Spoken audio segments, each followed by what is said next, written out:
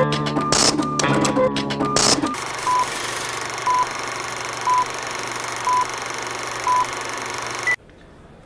vais encore avoir fini mes popcorn avant le début du film.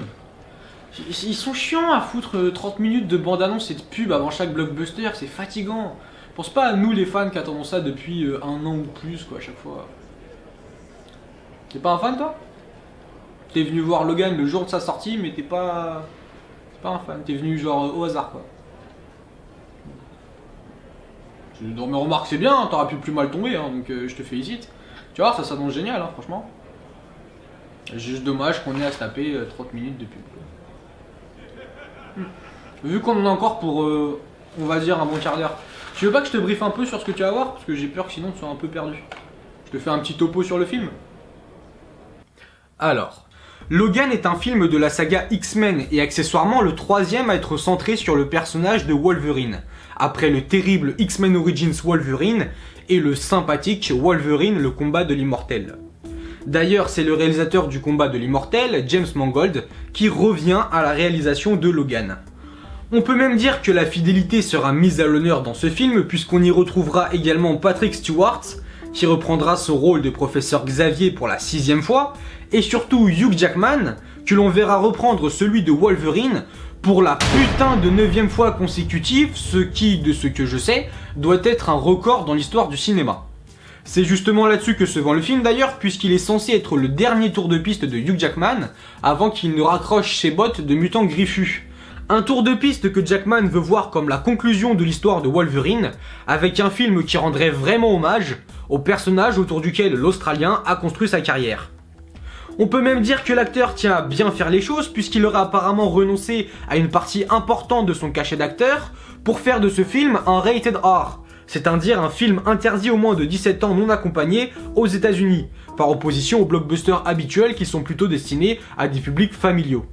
L'expérience d'un blockbuster rated R a déjà été réalisée par les mêmes studios l'an passé, avec Deadpool, et avec le succès qu'on lui connaît, à la différence du fait que Deadpool était rated R, surtout pour qu'il puisse nous parler de sa bite, ouais.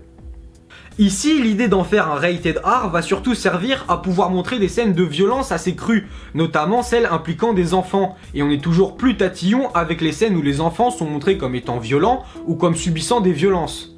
Ça servira aussi pour aborder des sujets plus matures qui ne captiveraient pas nécessairement les plus jeunes, comme la famille, la vieillesse ou le temps qui passe.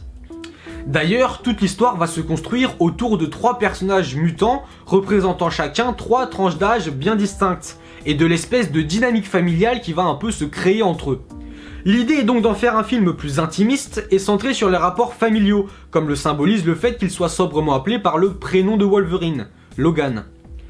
Et non pas X-Men Story, Wolverine, Last Battle, Days of the Final Destruction, The End of the Path and the Beginning of a New Hope, The Family of Old Man Logan... Non, là c'est juste Logan. Mais pour mieux vous faire comprendre tout cela, le mieux serait d'expliquer un peu le contexte avec un petit synopsis du film. Plusieurs années ont passé depuis l'épilogue de Days of Future Past, et alors que le professeur Xavier commence à s'affaiblir, Logan revient au chevet du vieil homme pour l'accompagner dans ces dernières semaines. L'immortel Wolverine commence d'ailleurs lui aussi à sentir le poids des années. Sur Terre depuis près de 2 siècles, son pouvoir auto-guérisseur semble s'affaiblir, et le temps passé laisse dorénavant des marques, que ce soit des rides sur son visage ou des cicatrices sur son corps. Et si l'âge commence à altérer son pouvoir de guérison, ce n'est rien comparé à ce que subit le professeur Xavier, qui peine de plus en plus à garder le contrôle sur ses immenses facultés de télépathe, ce qui fait de lui un danger pour ceux qui l'entourent. Alors que les 2 hommes entreprennent de se retirer de ce monde où plus rien ne les retient, ils croisent la route d'une petite fille en cavale dont le passé rappelle étrangement celui de Wolverine lui-même. Afin de protéger le vieil homme et la jeune fille, Logan va devoir renouer avec la bête qu'il était dans ses jeunes années. De base, je pensais enchaîner en vous parlant de la chronologie de l'univers X-Men, mais tout bien considéré, ce n'est pas vraiment nécessaire.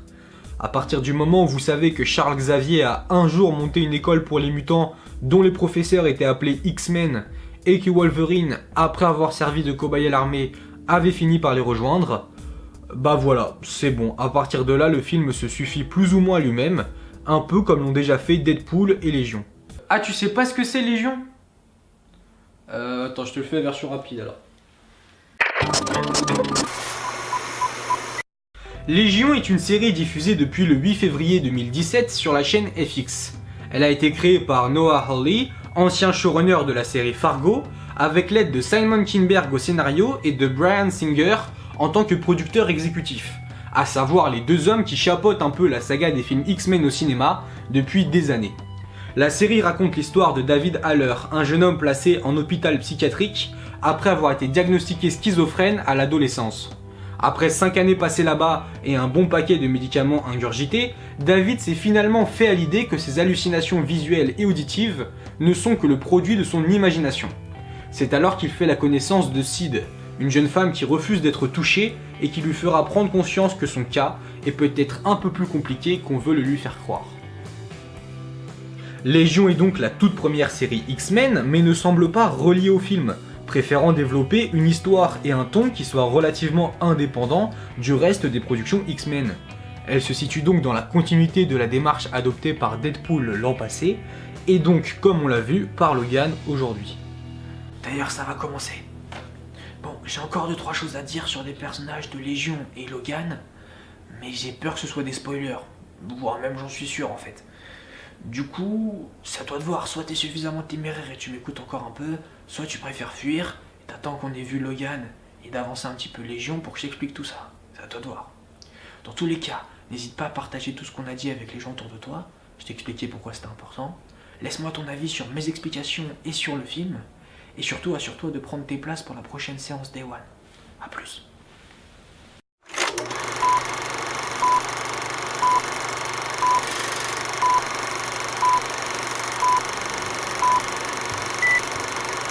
Et pour finir, un petit point spoiler spécial famille. La petite fille de Logan, Laura Kinney, est X-23, la fille entre guillemets de Logan.